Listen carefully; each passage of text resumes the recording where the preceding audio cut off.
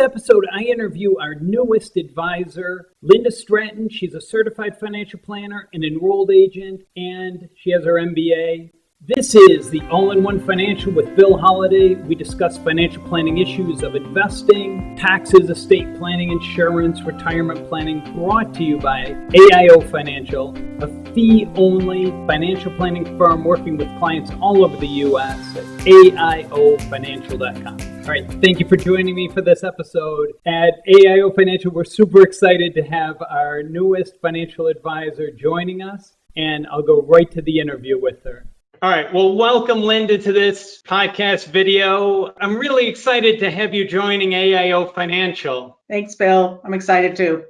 So I wanted to just ask you or introduce you to our community and ask you some questions about your background and financial planning and your experience. So you grew up or you started in Fitchburg, Massachusetts? I was born there, yes. Is that where you grew up, or high school and all that? I was the oldest of 5 children. My father worked for an oil company. He was a salesman, chemical salesman. And so we moved. My parents are both from New England, New Hampshire, and Massachusetts. And as a young child, we moved around New England about 4 times. And then when I was 9 years old, made a major cultural move to New Jersey. And so I ended up growing up in New Jersey and graduating from high school in New Jersey. I always missed New England, so I wanted to go to college in New England, and I went to Providence, Rhode Island, and I went to Brown. And Gotcha. I never really went back to New Jersey. Were you near New York City, or was it further out?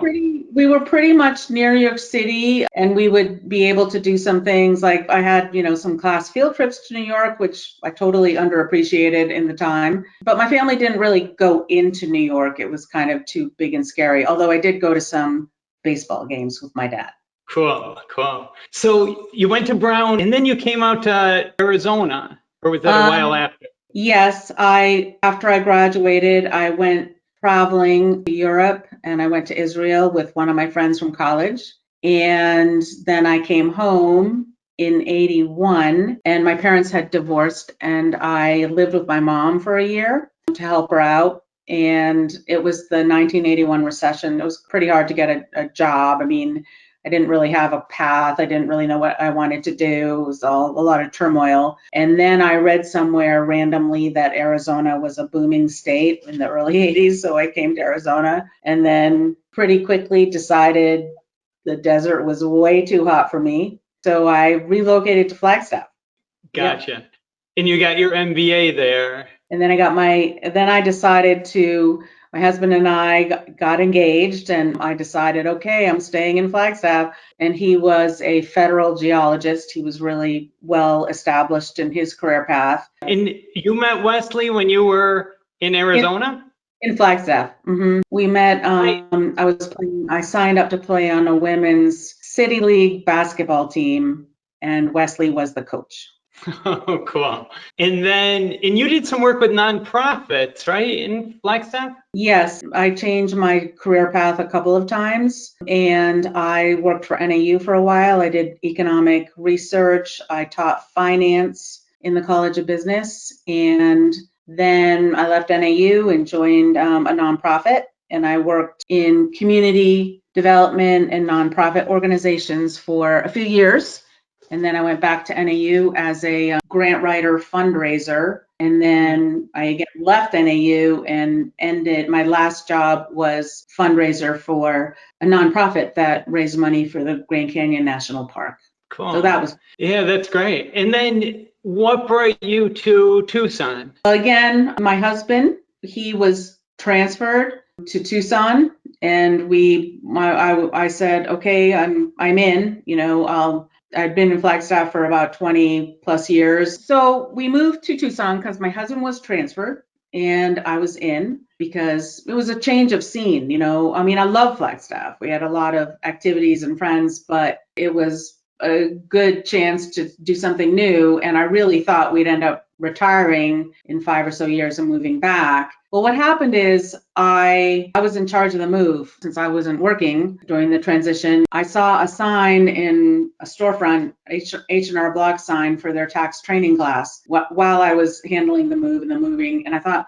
I'll take that class while I'm, figuring out what to do. So the first day of the tax class, I met this other student who told me he was going to become a fee-only financial planner and an enrolled agent. And I said, I am too. And I did. And, it goes back to when I finished my MBA in NAU at the late 80s. And I taught, one of the finance classes I taught was personal financial planning. And that had planted the seed in my head about, I should be a financial planner because I'm good with numbers and I'm good with people and I could have my own business and I should do that. But I just, didn't commit to it until I was in a new terrain in Tucson. I had a blank slate and I did it. That's great. So you went through, you got your CFP. It seemed like you started off on your own pretty quickly. You worked for another fee-only firm and then were off on your own. I got lucky and found another fee-only planner. I just felt really lucky and was able to get hired by him as a paraplanner kind of on the track. So it exposed me to a lot of the business. And ultimately, I decided that I really did want to have my own business and I didn't want to be, the associate in a different firm. I mean, I wanted to have my own business. So I left that firm and started my own. I hadn't taken the CFP exam yet. I did about 6 months later and then got my 3 years qualification 6 months later. Gotcha. And you had your CFP and then did you get your EA pretty soon after? First. I got my EA first. Okay. Yeah. So were you doing tax preparation beforehand? I did a little bit. I did get a few tax clients pretty early on, but it was sort of a continuous process between the both activities. So an EA is an enrolled agent that focuses on tax planning. I hadn't heard of EAs till I came out to Arizona, but I think they're more prevalent now. I think so. An enrolled agent, one of the big characteristics of being an EA is that we can represent clients before the IRS. And, that can be anything from an in-person audit to letter correspondence, as well as calling the IRS. So we can, help our clients by stepping in and doing that for them. There's also, I think, pretty significant continuing ed requirements to be an EA every year. It's about 72 credit hours every 3 years with a minimum of about 18 each year. So there's, I consider that to be another characteristic of the EA, that you have to take a lot of continuing ed.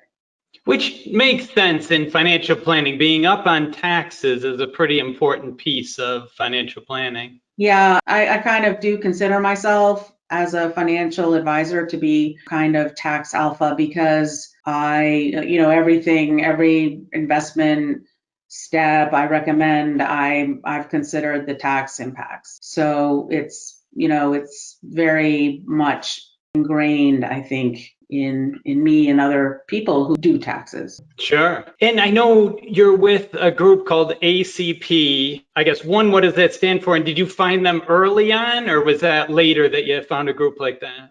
Well, I found them right away because the planner I worked for was a member of ACP, and it's the Alliance of Comprehensive Planners. It's a group of people who most of us do tax prep as well as comprehensive financial planning. So it's a fantastic resource for, brain trust type questions of what to do in a certain tax situation, as well as really any kind of financial planning situation, as well as how to build your practice. ACP gives an incredible amount of support to new planners who are just starting their practice. Early days of starting your own business with, no clients, and then you move to 2 clients, and it's a very challenging process, and there's a lot of soul searching as you're putting it together. It's very scary, and ACP really has a fantastic framework of helping people along that channel. Even though I had worked for another financial planner, I didn't get any clients from him when I left. I didn't buy, I wasn't really ready. So I built my practice out of thin air, and it was not easy. Yeah, quite a process to gather clients. How did you meet people? I know you're active with Rotary and an active golf player and biker. Yes, that's true. It was right on the eve of the financial crisis of '08 when I started, and I think it really set me back. I mean, people were just absolutely terrified, and I was a brand new planner. But I tried just a lot of things. I did a mailing. I tried to do some social media. I did some networking groups. The organization we both belong to, NAPA, they provided some client referrals, consumer referrals, so that helped me in those days. It was really a lot of different types of things that just, compounded over time. I also had a pretty effective website. It was a little bit, my first initial website was a little bit different in tone than other advisors. It was kind of very warm and personal, thanks to my web designer. And I think that helped me a lot too. Yeah, I agree. A big combination of things. Is there a certain type of client that you've attracted or that you find yourself working with, or either age bracket or profession or anything or is it a pretty broad variety? Well, I think the number one thing about my clients that I'm really grateful for, and of course it's part of my own planning, but everybody's really nice. That is a qualification to be one of my clients. People, very nice, considerate, generous people. Then I would say, I don't really have a client asset minimum, but if people, for my retainer clients, it is a substantial fee. It's not just a couple of $100s, it's more like several $1,000s. So they need to have the assets to make it worth their while, or, a combination of pretty high income plus assets. Since I do taxes, tax planning is a key part of my retainer work with clients. And the way I've been calculating my fee over the years includes a factor for income level. Generally, the higher the income, the more complex tax planning can be, especially if there are multiple revenue streams in a client's income situation. And then I'd say age. I mean, I'd say most of my clients have always been over 50, and part of that is that, number one, they're getting more serious. Retirement is becoming more of a real thing that's going to happen to them. And number two, they've had the decades of work to generate the resources to hire or warrant hiring an advisor like me. And then my clients generally, if they come in to me, start pre-retirement, then they generally stay in retirement, because now they're done working, and they want the peace of mind that comes from getting my help with managing their money while they're spending. That's a big, I guess, service to provide, is the peace of mind and just the comfort of knowing that they have a solid plan in place. Yeah. And you're there to help them as things change in life. I guess, is there a part of planning that, not that it's your favorite or that you like, or is there some aspect of it that attracted you and that you've stuck with it for so long? What I like about it is, I have to say I have a strong propensity to want to help people. So I really get satisfaction of the relationships I have with clients, helping them, live the lives they want to live, that they're prepared to live, and helping them get there and, live their dream. I also, in the years, it's been, 15 years, I've really seen lives change. Our external world has changed. The COVID pandemic is a really good example of how things happen and kind of derail some planning. So I feel like I've been able to be a consistent, steady force to help my clients through all kinds of, external transitions and internal transitions.